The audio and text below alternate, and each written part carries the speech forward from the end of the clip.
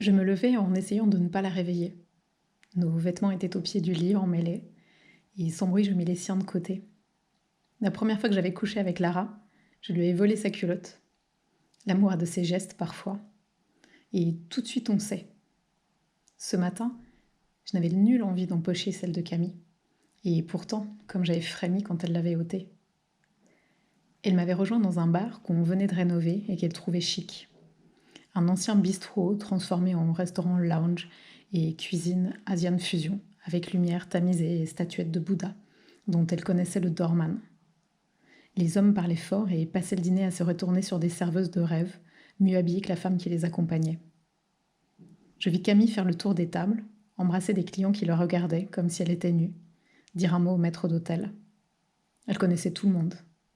Quand elle s'assit face à moi, je fis le beau et me moquais de cette nouvelle bourgeoise fusion en jeans, serré, pull cachemire avec tête de mort dans le dos. Mais je fis quand même semblant d'être ici chez moi, et la fis parler d'elle, et lui offrit des ravioles snackés au brocoli chinois, et Camille s'intéressa enfin à moi. C'est ce que je crus. La conversation bondissait d'un sujet à l'autre. Il fallait faire vite, en quelques minutes montrer combien nous étions uniques et drôles et importants, et quels étaient nos goûts et à quel point nous étions d'accord. Oui, cet acteur était un imbécile bien moins bon que cet autre. Comment s'appelle-t-il déjà? On le voyait partout et c'était injuste. Oui, elle était Scorpion, mais cela ne voulait rien dire parce que les signes étaient faux, elle l'avait lu quelque part. Les étoiles avaient changé de place depuis 2000 ans et en effet, c'était drôle. Je dis encore que j'étais heureux, que le patron, le vrai patron de Focus qu'elle ne connaissait pas et qui m'appréciait beaucoup, je crois, était d'accord pour que je développe un jeu extraordinaire, révolutionnaire même. C'était génial, et hop, on trinque. Oui, c'était mon idée, et tout était déjà en boîte, ou presque. Elle dit qu'elle aussi était contente et dégoûtée, avait décroché un rôle enfin, mais dans une série de merde, je te jure. Mais rien n'est de merde, Camille, crois-moi. Et nous continuâmes ainsi à nous renifler et à bomber modestement la poitrine, jusqu'au dessert italo-chinois, ridiculement cher, panna cotta, rose, litchi et framboise. Rien n'est de la merde, et on ne sait jamais où on va. J'avais bien commencé, moi, par écrire des horoscopes chinois. Moi, je suis cheval de feu, je crois. Et toi, eh bien, dragon de métal, si je me souviens bien. Et alors, les spécialistes n'y avaient vu que du feu, justement, et ils m'en avaient commandé d'autres. Et peu à peu, j'avais fini par faire ce que je désirais le plus au monde. Inventer des histoires, créer des jeux. Car rien ne mène nulle part, et rien n'est sans intérêt, ou autant mourir tout de suite si on veut commencer par la fin. Non, rien n'est aventure si on désire à 20 ans monter les marches et recevoir un Oscar pour l'ensemble de sa carrière, et autant appeler maintenant le corbillard. J'avais pris la parole et ne la lâchais plus. Mon rôle de marchand de bonheur et petit boutiquier en développement personnel. Il remettait une mèche en place, ses yeux brillaient et je reprenais, plein de moi-même. L'important, vois-tu, c'est de s'embarquer et de croire en soi. On ne sait jamais où on va, répétai-je, et tu rencontreras sur cette série quelqu'un qui te proposera autre chose. Je ne rencontre que des cons. Merci. Pas toi, des cons ou des mecs qui veulent me sauter. Ça, c'est un autre problème. Mais crois-moi, il faut d'abord marcher pour trouver un chemin et se jeter à l'eau pour savoir si on veut vraiment être marin et si on aime le goût du sel. Il faut rêver, oui, mais rien ne pousse et ne grandit dans les rêves, Camille, hormis le rêve et la désillusion. J'en étais là, pontifiant et profond, et elle m'écoutant la main sous le menton, quand des jeunes gens habillés en personnages de manga, blouson de cuir et très soigné, barbe de 3 jours, vinrent l'embrasser et elle poussa un cri de joie. J'étais sûre que vous seriez là. Je souris bêtement et me trouvais soudain sans intérêt et triste et déplacée.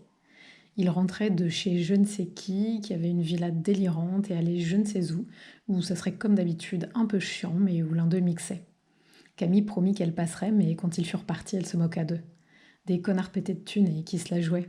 Pour les enfoncer, je dis oui, le rock'n'roll en Prada. Elle avait couché avec l'un d'eux, enfin couché. Elle était saoule et s'était retrouvée dans une chambre avec un de ses types sur le ventre et un autre qui lui arrachait son soutien-gorge. Elle s'était débattue et puis elle s'était laissée faire. Elle s'était sentie, disons, obligée. Elle avait bu et dansé avec eux, des baisers dans le cou, et c'était comme si d'avance elle avait dit oui. C'était pourtant des amis, ils avaient traîné ensemble un moment, mais aujourd'hui elle s'en voulait, leur en voulait, et c'était fini. Elle les embrassait encore, et elle venait toujours dans ce restaurant ridicule où elle était sûre de les rencontrer. Oui, les parents du plus grand, le beau trop bête, étaient producteurs, enfin financiers pour le cinéma, et ils étaient vraiment sympas. Lui aussi d'ailleurs, il était sympa. Il était juste à l'ouest, c'est tout. Je ne comprenais toujours pas. Et elle finit tranquillement son verre de vin et dit « C'est parce que toi aussi t'es à l'ouest ?» Je n'eus pas envie de répondre. Elle avait dit ça en riant, mais avec un tel mépris.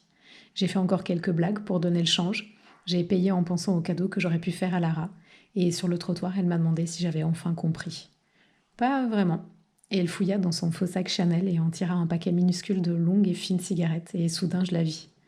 Vulgaire dans sa robe moulante, sa veste militaire relookée par un créateur industriel, et ses escarpins vernis. Elle était tout ce que Lara n'était pas, tout ce que j'avais tenté de fuir. Une caricature, un beau papier collant pour piéger les mouches les plus grasses. J'avais dessoulé et, comme à chaque fois, Lara revenait. Qu'est-ce que je faisais là? Il fallait que je lise mes mails.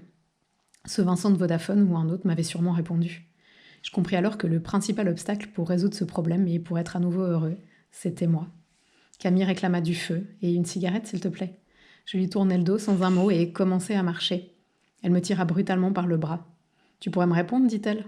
Tu veux quoi? Retourne à l'intérieur, il y aura bien un type à l'ouest qui t'en paiera un. Elle m'envoyait son poing au visage, direct à l'œil droit. Il y eut un éclair rouge sang et elle se mit à crier. T'es un malade. Le doorman me sauta dessus.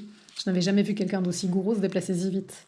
Je pris une claque qui me rendit sourd. Je ne sentis plus mes jambes et ma tête enfin frappa le sol. Il s'élançait pour un nouveau coup de botte quand j'ai senti la poitrine de Camille sur la mienne et son petit visage au-dessus de moi. Elle hurlait. « Laisse-le !» « Parez-vous, dit le doorman, en lui jetant son sac.